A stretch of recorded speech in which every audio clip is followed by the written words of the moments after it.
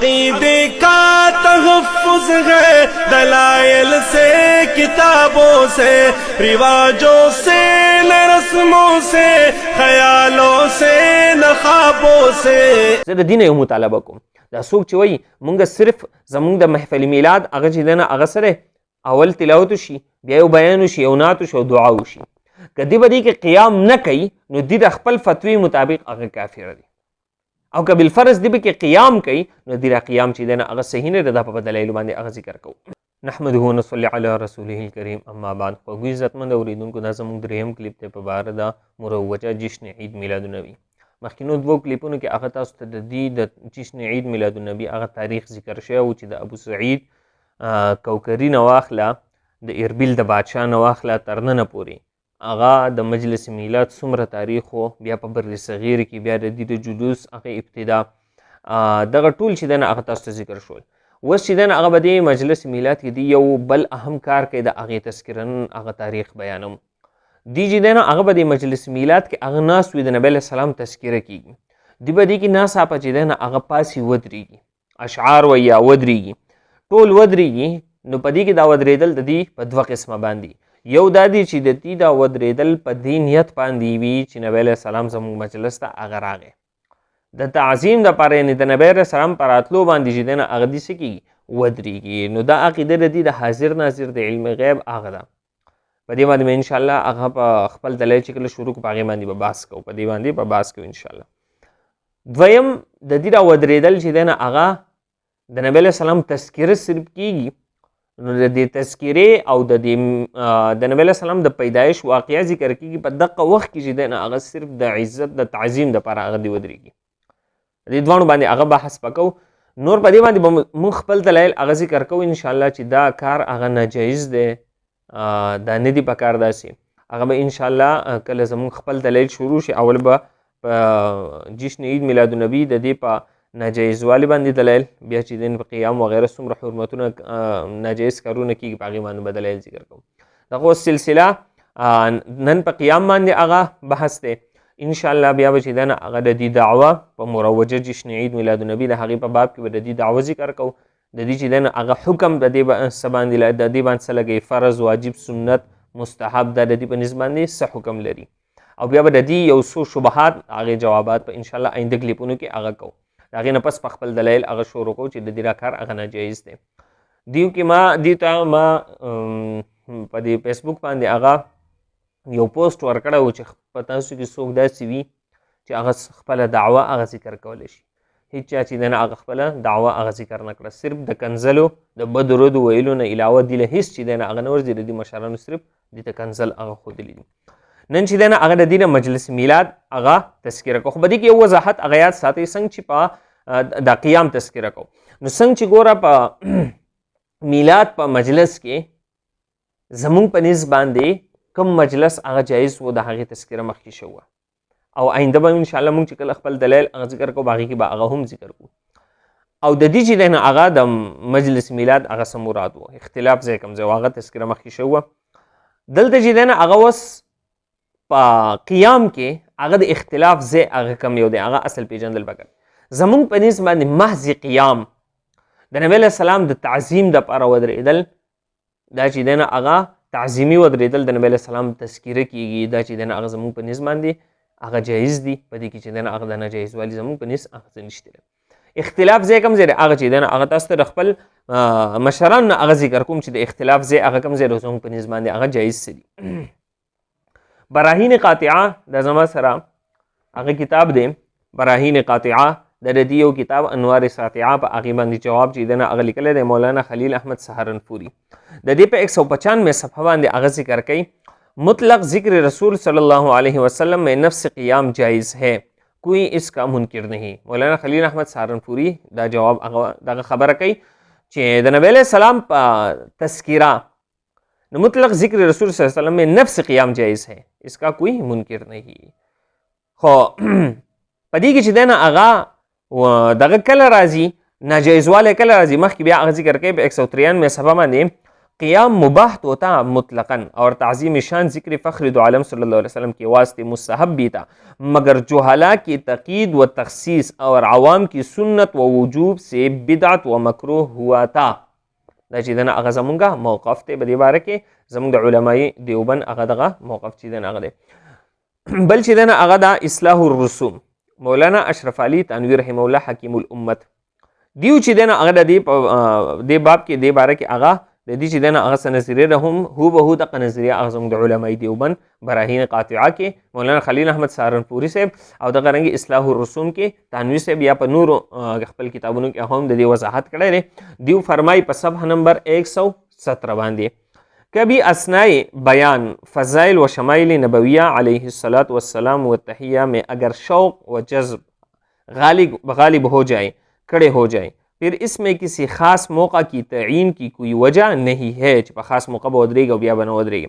جب کیفیت غالب ہو خواہ اول میں کہ د پروگرام په اوله کې کیفیت غالب راشي یا وسط میں یا آخر میں اور خواہ تمام بیان میں ایک بار یا 2 بار یا 4 بار اور جب یہ غلبہ نہ ہو بیٹھے رہا کرے بیا چې دنه اغناست اوسېدل پکار دي کہ بھی باوجود غلبہ کې اسی طرح ضبط کر کے بیٹھے رہے. کله چې غلبه هم کله کله وي بیا هم ځان چې دنه کنټرول کی ساتل پکار دی او ناست پکار ده. اور نہ محفل مولود کی تخصیص کرے د مولود تخصیص پہ هغه بدی کی نه کې. اور اگر اور موقع پر بھی حضور صلی اللہ علیہ وسلم کی ذکر سے غلبہ و شوق ہو په بل موقع باندې وہاں بھی گاہے گاہے کڑے ہو جایا کرے. دا د ادب تقاضا ده. دا زمونږه نظریه ته دی په باره کې ده.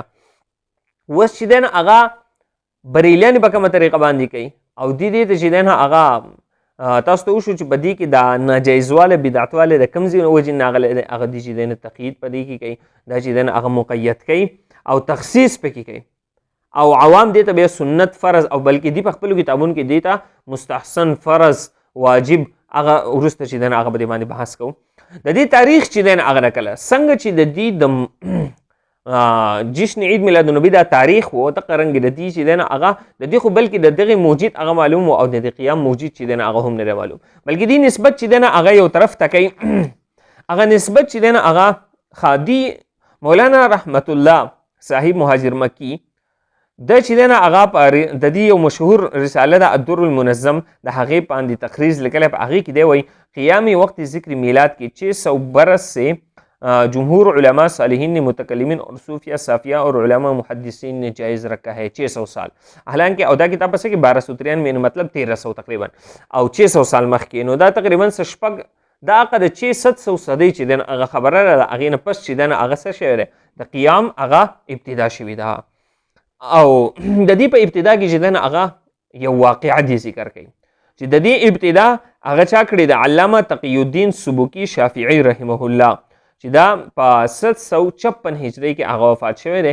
دوی دا ابتدا د کړې ده خو دا ابتدا د کړې ده که نه ده د دې چې دنه هغه حقیقت بیانوم. دې چې دنه هغه د دې تذکره په سیرت حلبیه او دغه رنګ چې دنه هغه په سیرت شامی کې وغیره هغه ذکر کوي قد وجد القیام عند ذکر اسمه صلی الله علیه وسلم من عالم الامة ومقتدى الائمة دینا وورعا.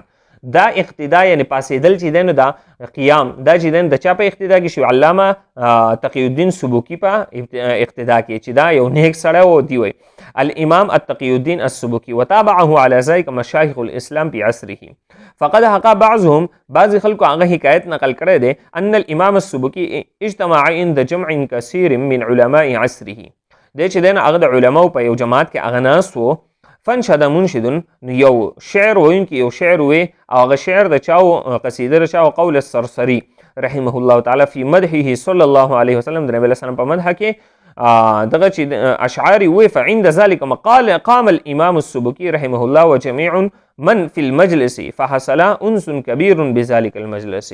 نو امام سبکی چې دنه په دغه وخت کې پاسېدو تعظیما او مجلس کې څومره خلکو هغه ټول پاسېدل.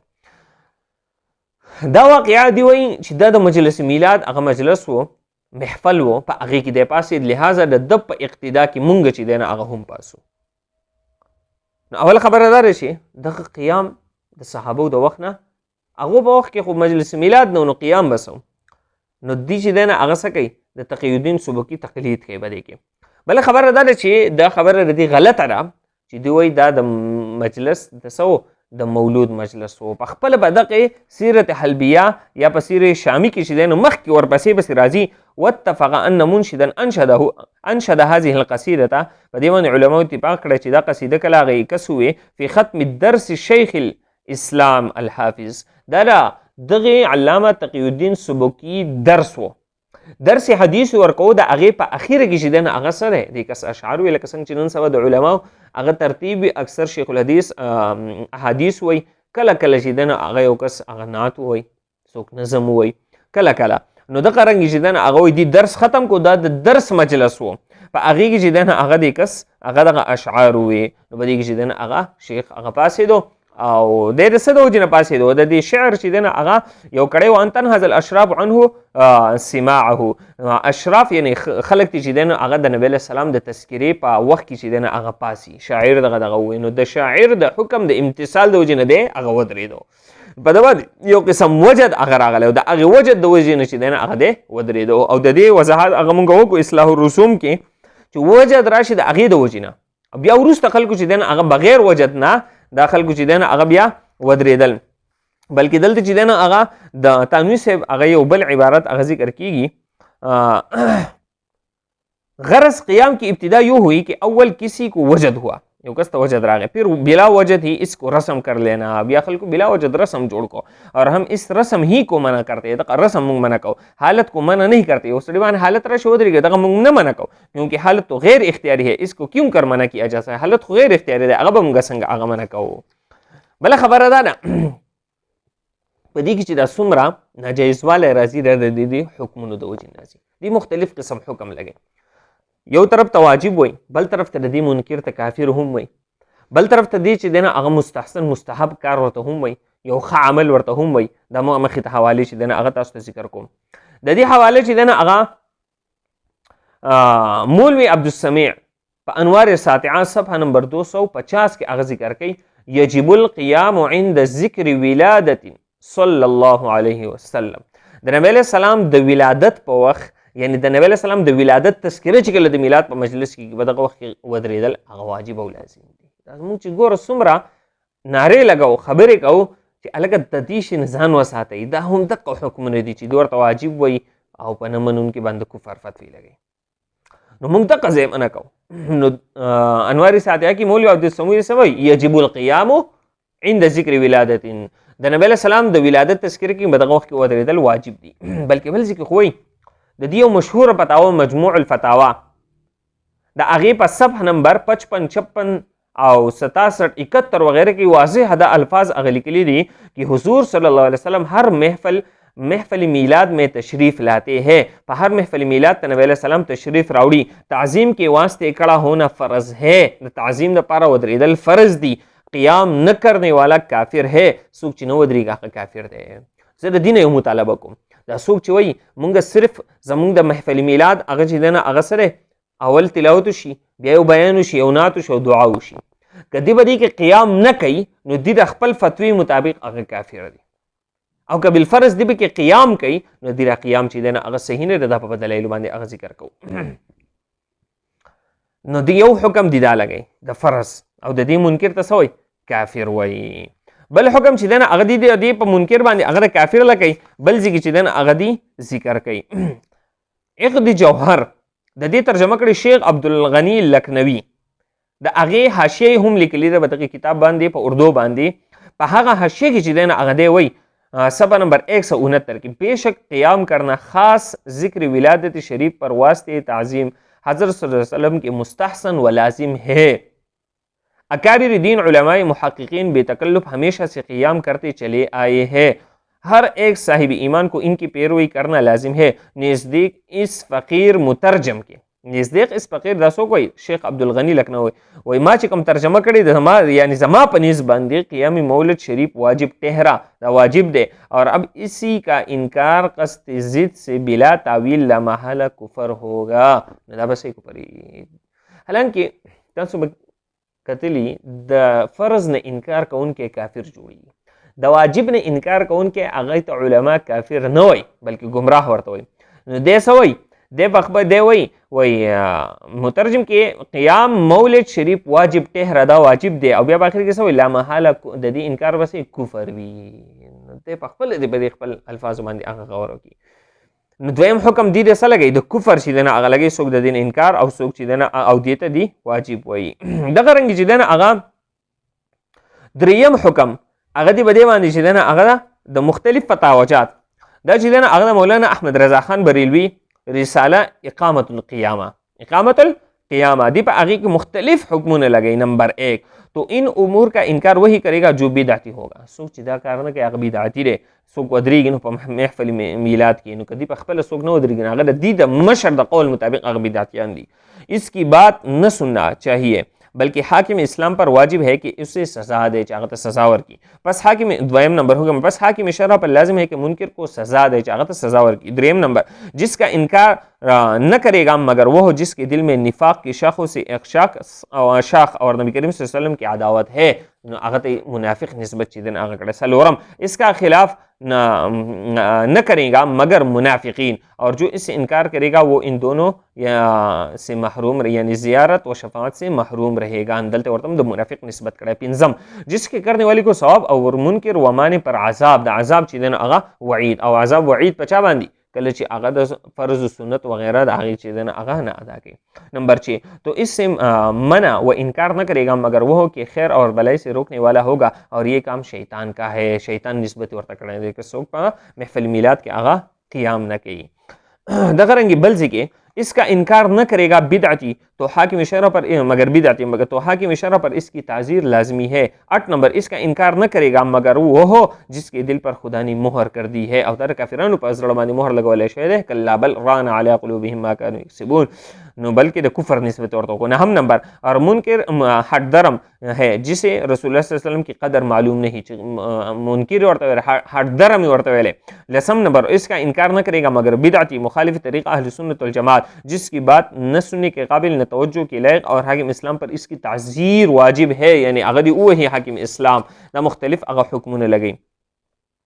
بل حکم چې دینا اغا دی په دی باندې دا اغا د مستحسن لگئی وای دا مستحسن دی دی چې دینا اغا په ځای باندې اغا دی وای مولا نظام الدین ملتانی بریولی اغا وای مجلس میلاد میں بوقت صلاۃ والسلام قیام کرنا مستحب و مستحسن ہے اور ایک صورت میں واجب بھی ہے وای اس صورت واجب نور غنو زین کې ورته دي سوی مستحب اغا هم ویل دی او د دې مشر دی هغه ورته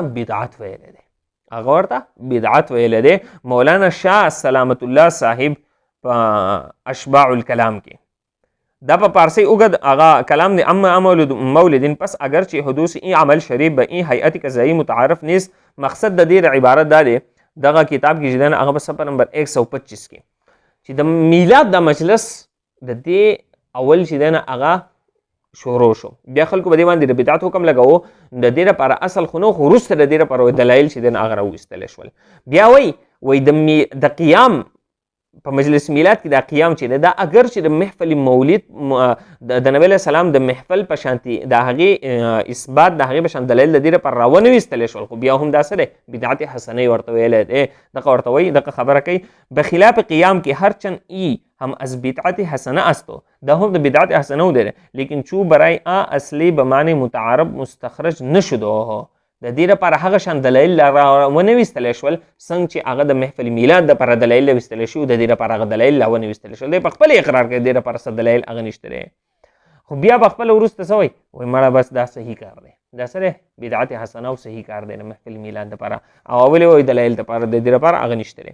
او د چې د چا هغه تاریخ بار پیش کوي علامه محمد بن علی دمشقی شامی کله چې کم دلیل چې دی په علامه تقی الدین سبکی کې هغه پیش کوي یا نور ځینې کې هم د دلیل هغه پیش کوي د واضح الفاظو سره په خپل دغه سیرت شامی کې چې دی هغه واضح الفاظو سره هغه اعلان کوي جرت عادت کثیر من المحبین څوک چې هغه دغه محبینو هغه دعوه کوي د دې عادت دا د اذا سمعوا ذکر وضعی صلی الله علیه وسلم ان یقوموا له تعظیما دی پاسی تعظیما وهذا القيام بدعه لا اصل له دا قیام سره بدعت ته د لپاره اصل نشتی.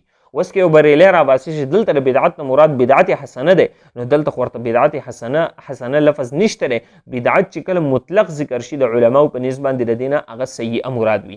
زمون په نسبت باندې هم او د دې په نسبت باندې هم د دې یو حواله هغه تاسو پیش کوم انوار ساتیه کې نو دی چې دین هغه دافع الاوهام کې مولوی عبدالسمیع هغه په خپل د اقرار کوي کہ جس مقام پر لفظ بدعت بغیر لفظ حسنہ کے بولتی ہے اس سے مراد بدعت سیئہ ہوتی ہے. کله چې بدعت بغیر د قیود نه ذکر شي مطلق ذکر شي نو د هغې نه مراد سه بدعت سیئه مراد وي او بلکې ورپسې چې دی نه هغه بدعت دا بدعت ته مطلب بدعت سیئه دی لام اصل له دا په دې باندې دلالت کوي چې د دې لپاره اصل نشته. بدعت سیئه هغه چې د هغې لپاره هیڅ اصل چې دی نه هغه نه وي.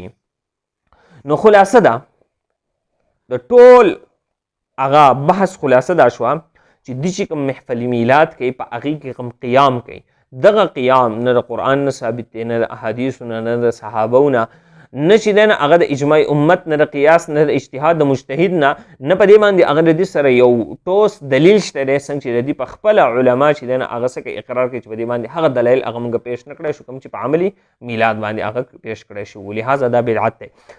نو دغه قیام دی چې کم کوي دغه قیام دی لازم ګڼي د دې نه منونکي ته هغه د کفر نسبت کوي دا په دې په نسبت نو دغه قیام هغه صحیح نه دی. هر چې زموږ په نسبت باندې تاسو ته ما د دې حواله هغه اصلاح الرسوم تنویر صاحب او دغه رنګ چې دی هغه براهین قاطعه مولانا خلیل احمد سهارنپوري صاحب زموږ په نسبت چې کم هغه قیام هغه جایز دی د هغې تذکره هغه تاسو ته وشوله کم قیام جایز دی او کم قیام هغه ناجایز دی. واخر دعوانا الحمد لله.